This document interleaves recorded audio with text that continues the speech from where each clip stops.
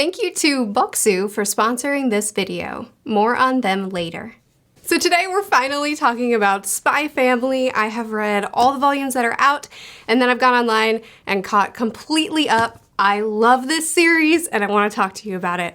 I will be talking about it with some spoilers, but I'll keep the spoilers mild enough that if you're kind of on the fence about reading this, hopefully I can convince you. So this story has three protagonists. We start with Twilight, who is a spy extraordinaire. He's been given the task to create a faux family because the high-profile target that he needs to get to, their child goes to this really elite school. So he needs to real quick find himself a child that can go to the elite school and maybe hopefully find a way to get to him through that because he's very, very hard to get to otherwise. Enter Anya, an orphan girl who has been passed around from home to home and she just wants a family so bad.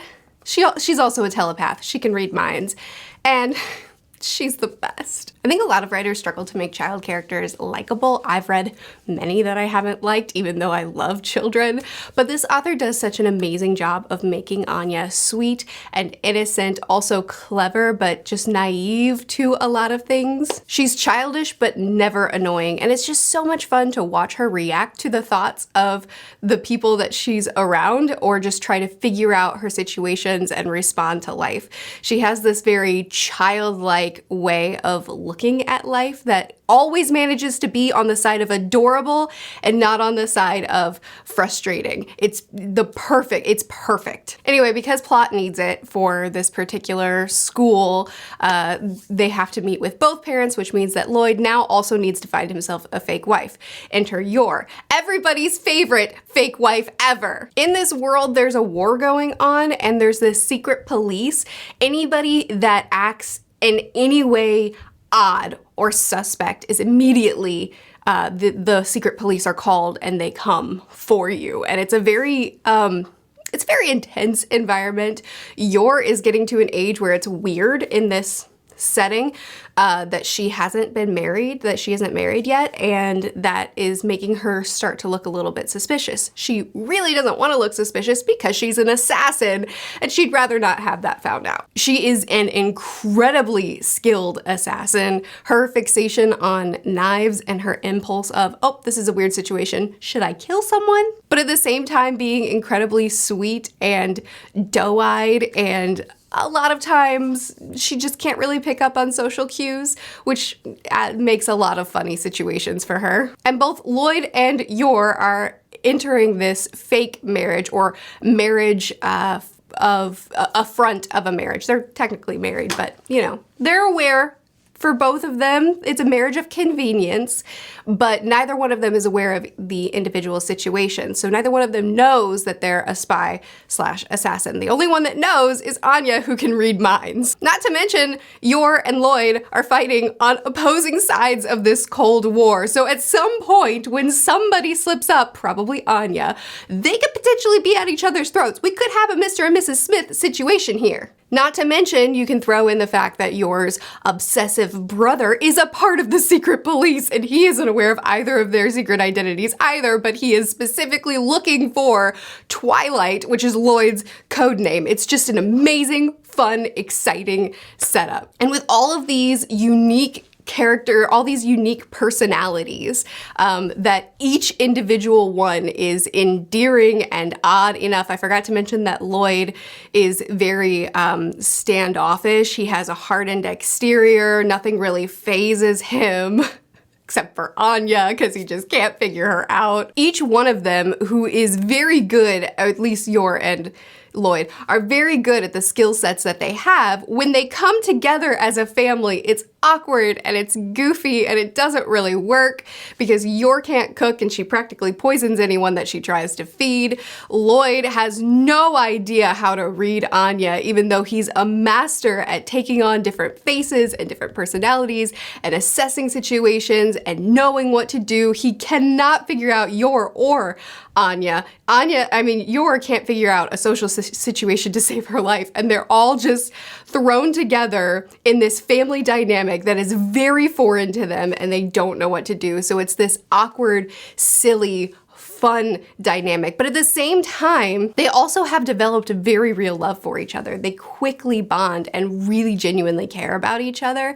And so it's this funny yet so wholesome and sweet situation, this family situation that we're in that is such a unique and heartwarming but exciting and hilarious. It's just perfect. It's perfect. And then from Anya's side of it, there's so many funny panels of them internally trying to think through a situation based off of their specific skill set or being worried about being found out by each other. And then you just have Anya in the background reading everybody's mind and just reacting to their very violent or extreme situations that they have going on in their heads.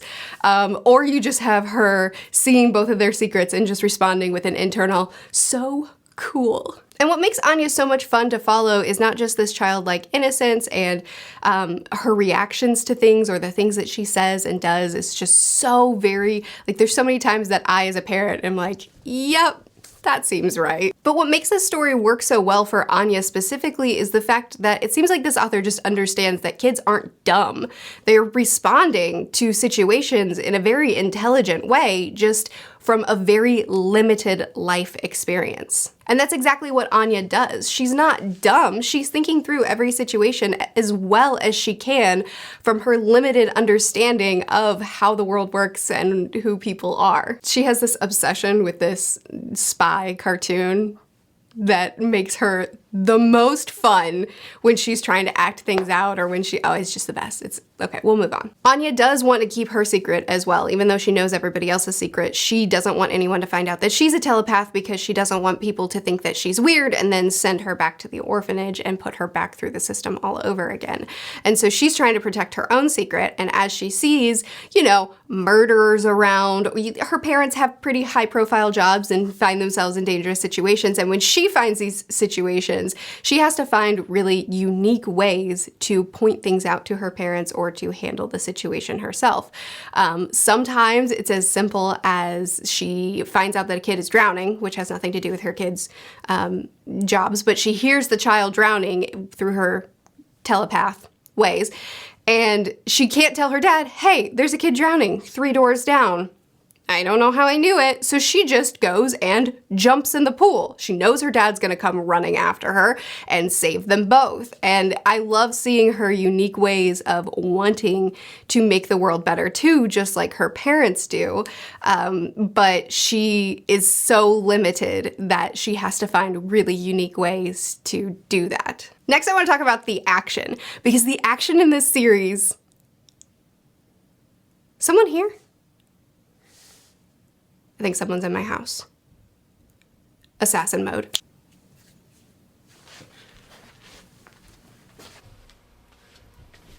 There they are. That's them for sure. Okay, what do I do? What do I do? Assassin? No, Lloyd will find out. I should...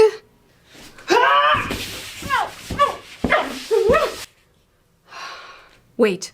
Oh no. Lloyd and Anya are gonna be home any minute, and I haven't even cooked dinner. I don't know how to cook dinner. I know. Boxu.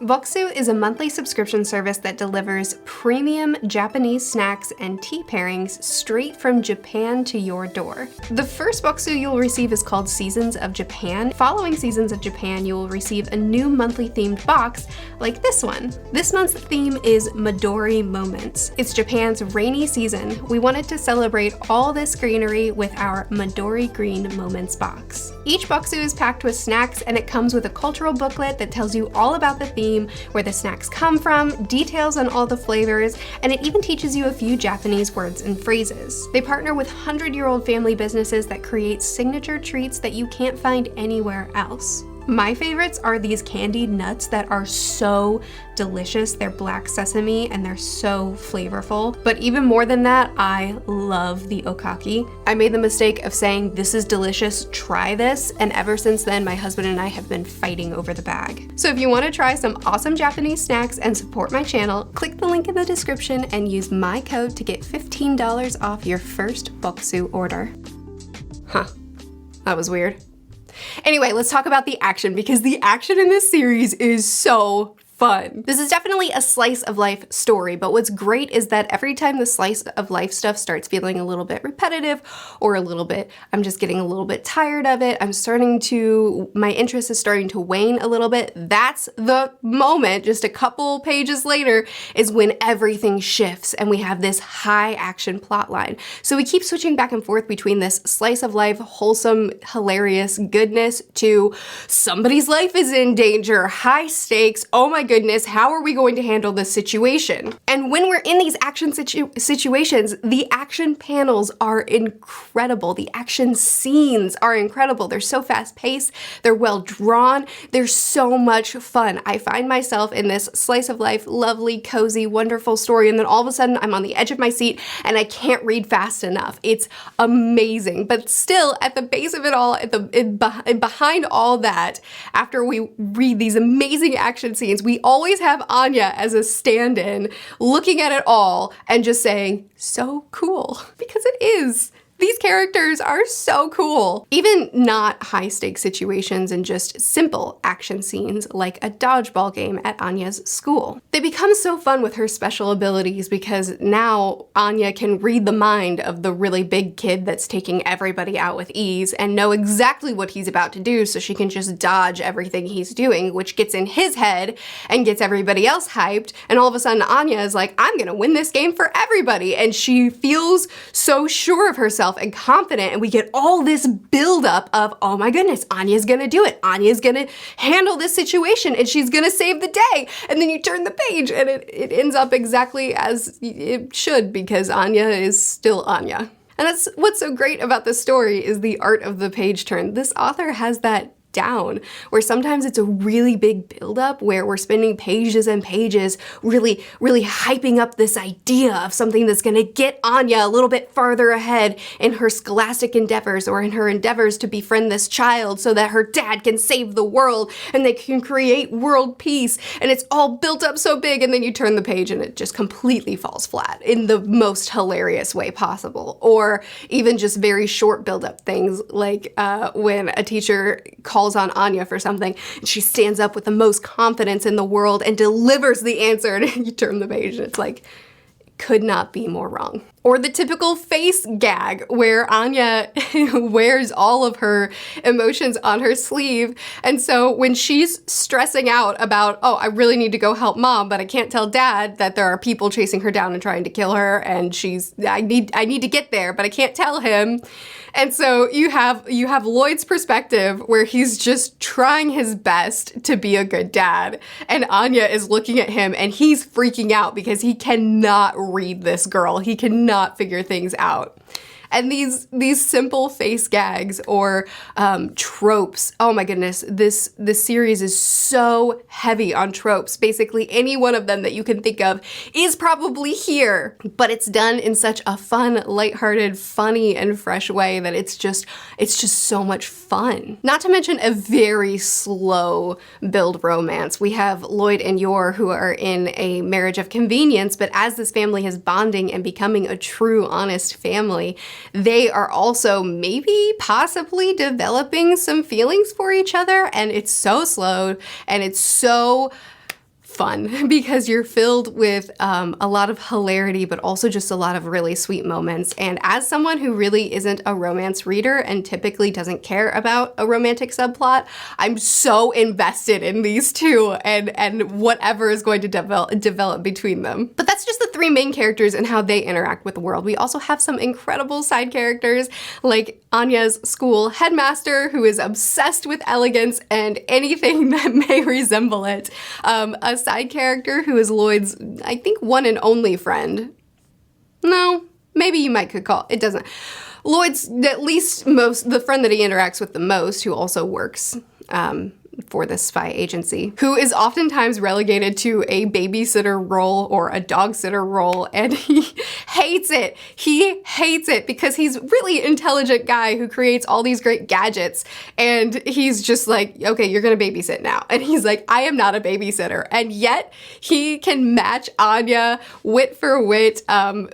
His personality is just as large, and he's so much fun every time he's on the page. As well as a school antagonist that at first you think you're gonna hate, but even he ends up being someone that you really develop a lot of feelings for, a lot of love for. And despite all this wholesome goodness, high action, fun stuff that we have, when the story seriously starts talking about and reflecting on war, it sobers up real fast.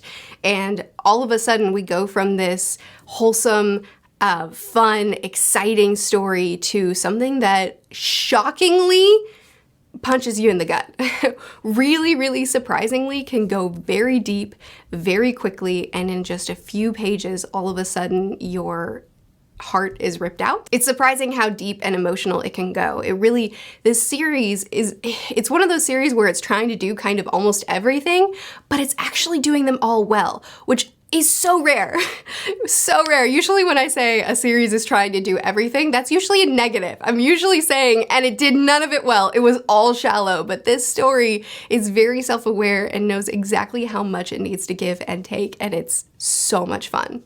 It's not the most deep story I've ever read, even though it does have very deep scenes. It's not the most deep story I've read. It's certainly not the most complex story I've read, but it is wonderful. The artwork is incredibly clean. The attention to detail is phenomenal. It creates this perfect vibe of this sort of 50s sitcom, but also having a modern feel to it. It's cozy and thrilling. The character work is phenomenal. And it's just the perfect combination of fun, feel-good, lighthearted, action-packed with some really strong emotional hits. It's such a great balance of so many things. And to me, it's kind of the perfect feel-good story because it's lighthearted and easy to read and addictive, but also has enough of an emotional pack that it feels like it's really doing something as well. I have been loving reading this. I'm now week to week and it's bi-weekly, so that's fine. But I would love to chat with you more about it. Have you read it? Do you plan to read it? Do you love it? If not, why? Who hurt you? I post videos every Monday, Wednesday, and Friday, and I post more videos on Thursdays on the other channel, which is linked down in the description. Check out my Patreon if you feel like it. We read through this together and talked and gushed and loved it, and we have more series coming up that we're going to be reading together. I'll see you again soon. Bye.